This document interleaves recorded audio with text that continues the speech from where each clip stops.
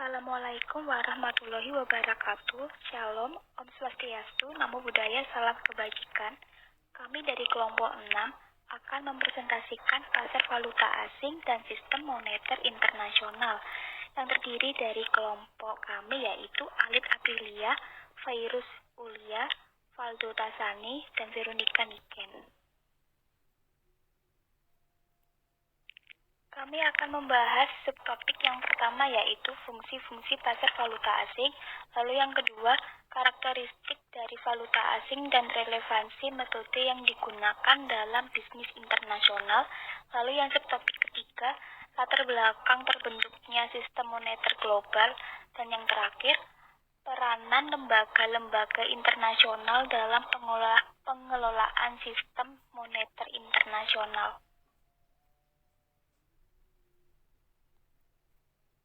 Valuta asing ini atau falas dalam bahasa asingnya dikenal dengan foreign exchange adalah mata uang yang dikeluarkan sebagai alat pembayaran yang sah di negara lain.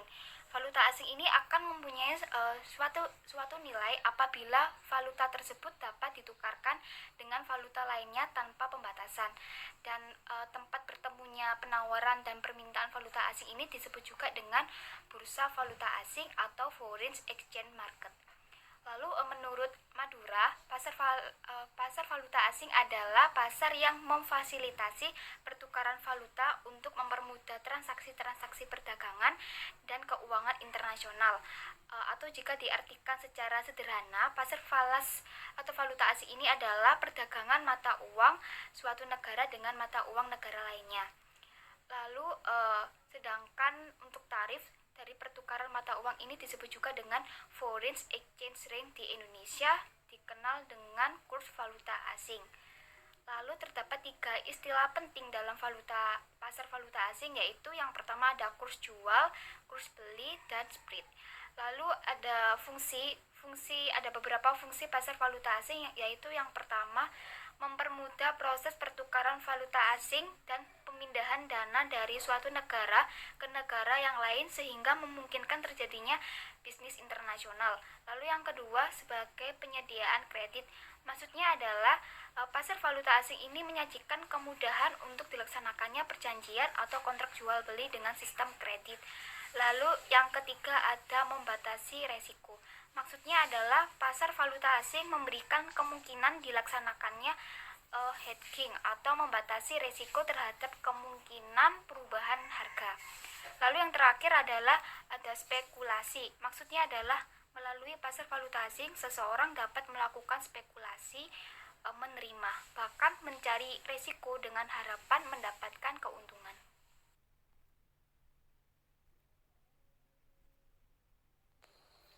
Selanjutnya, karakteristik dari valuta asing dan relevansi metode yang digunakan dalam bisnis internasional. Pasar valuta asing memiliki karakteristik dengan volume transaksi terbesar di dunia dengan memiliki karakter borderless. Artinya, transaksi dilakukan global tanpa batas waktu dan wilayah. Transaksi ini dapat dilakukan antar bank dan pedagang valuta asing.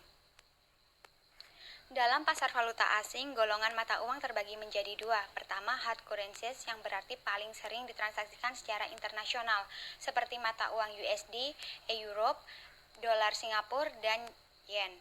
Kedua, exotic currencies yang berarti tidak ditransaksikan secara internasional, seperti mata uang rupiah, baht, ringgit, dan peso.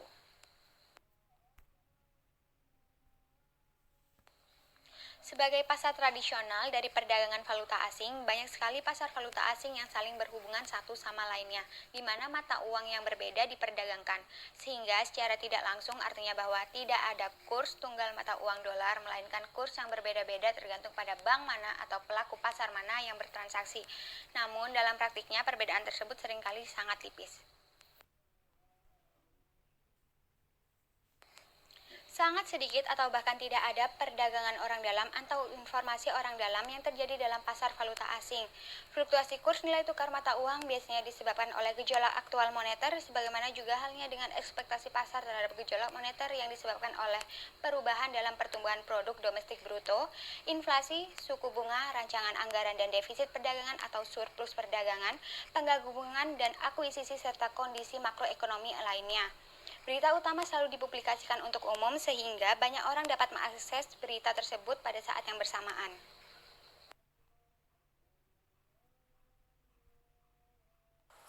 Selanjutnya pada poin C adalah latar belakang terbentuknya sistem moneter internasional.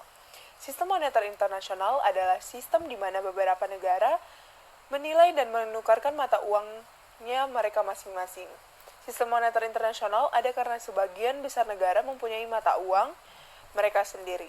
Sistem moneter internasional atau sering disebut International Monetary System menetapkan aturan di mana negara-negara menilai dan mempertukarkan mata uang mereka.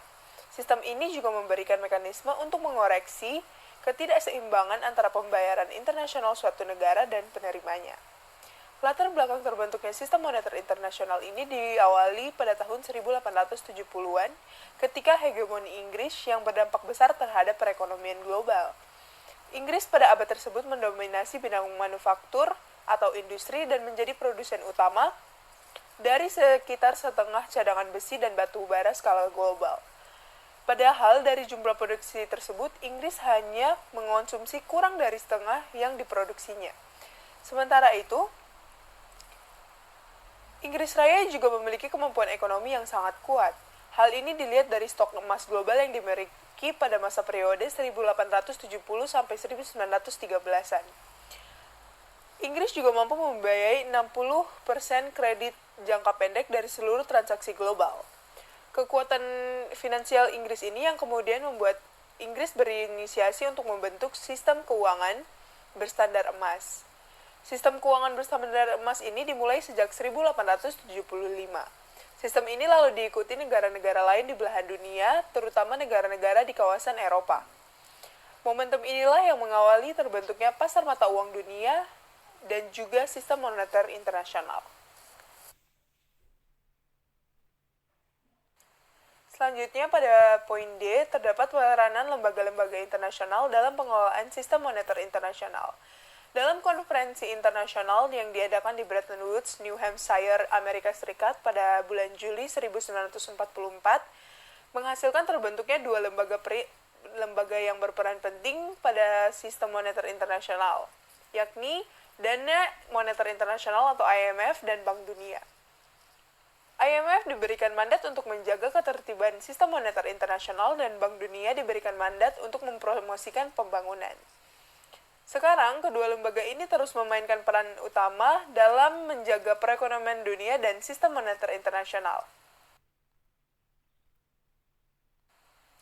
Pada tahun 1997 dan 1998, IMF membantu negara-negara di Asia untuk menghadapi turunnya nilai mata uang yang terjadi selama krisis keuangan Asia yang dimulai sejak tahun 1997. Tidak hanya itu, IMF juga aktif dalam membantu Argentina menangani krisis keuangan pada tahun 2001. IMF juga memiliki program pada tahun 2005 memberi pinjaman kepada negara-negara anggota, yakni berjumlah 59 orang, senilai 71 miliar dolar. Lalu yang selanjutnya yaitu tugas kolaborasi IMF atau Dana Moneter Internasional dan Bank Dunia. Yaitu yang pertama di tingkat koordinasi tingkat tinggi, yaitu pada pertemuan tahunan Dewan Gubernur IMF dan Bank Dunia, para gubernur berkonsultasi dan memaparkan pandangan negara masing-masing atas berbagai isu di bidang ekonomi dan keuangan internasional. Dewan Gubernur ini juga menentukan bagaimana menangani isu-isu ekonomi dan keuangan internasional dan menetapkan prioritas bagi kedua organisasi. Lalu yang kedua tugasnya yaitu konsultasi manajemen, yaitu di mana Direktur Pelaksana IMF dan Presiden Bank Dunia ini bertemu secara berkala untuk membahas isu-isu utama. Mereka juga mengeluarkan pernyataan bersama dan sewaktu-waktu menulis artikel bersama dan telah mengunjungi beberapa wilayah dan negara bersama-sama. Lalu untuk fungsi yang selanjutnya ada kolaborasi staff, yaitu staf IMF dan Bank Dunia ini berkolaborasi erat mengenai bantuan negara dan isu-isu kebijakannya terus berupaya untuk membantu negara-negara berpenghasilan rendah mencapai tujuan pembangunan mereka tanpa menimbulkan masalah utang di masa depan. Lalu yang selanjutnya adalah mengentaskan kemiskinan. Jadi pada tahun 1999, IMF dan Bank Dunia meluncurkan pendekatan lembar strategi pengentasan kemiskinan. Jadi sebagai komponen utama dalam proses menuju peringanan utang berdasarkan inisiatif HIPC dan jangkar penting dalam pinjaman lunak oleh IMF dan Bank Dunia. Lalu yang selanjutnya yaitu menilai stabilitas keuangan. Jadi IMF dan Bank Dunia ini juga bekerja sama untuk membuat sektor keuangan di negara-negara anggota menjadi tangguh dan diregulasi dengan baik. Program penilaian sektor keuangan ini diperkenalkan pada tahun 1999 untuk mengidentifikasi kekuatan dan kerentanan sistem keuangan suatu negara dan merekomendasikan respon kebijakan yang tepat.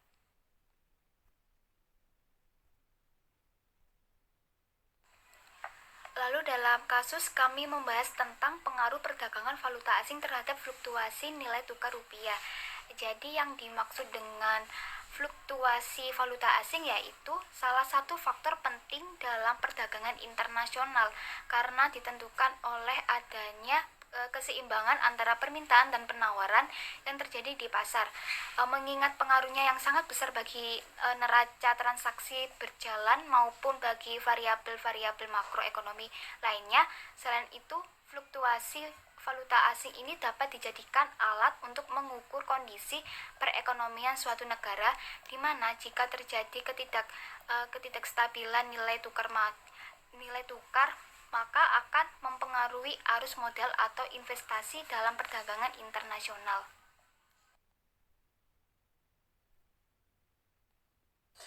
Nah, dari tabel tersebut dapat dijelaskan bahwa pada baris ke-11 kurs rupiah terhadap US dollar adalah 11.279.000 rupiah dan volume perdagangannya adalah sekitar 7 miliar hampir 8 miliar. Nah, pada baris berikutnya rupiah melemah pada level 1.375.000 rupiah.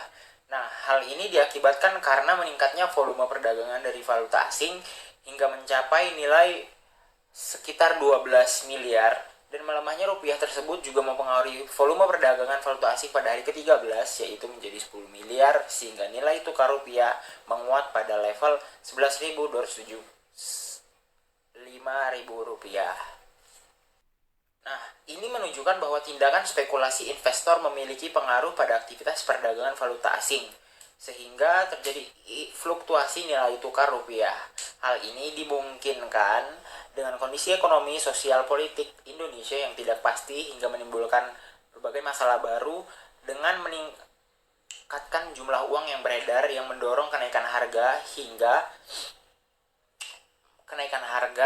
meningkatkan tindakan-tindakan spekulatif di pasar valuta asing dengan memanfaatkan kesimpang siuran informasi ini.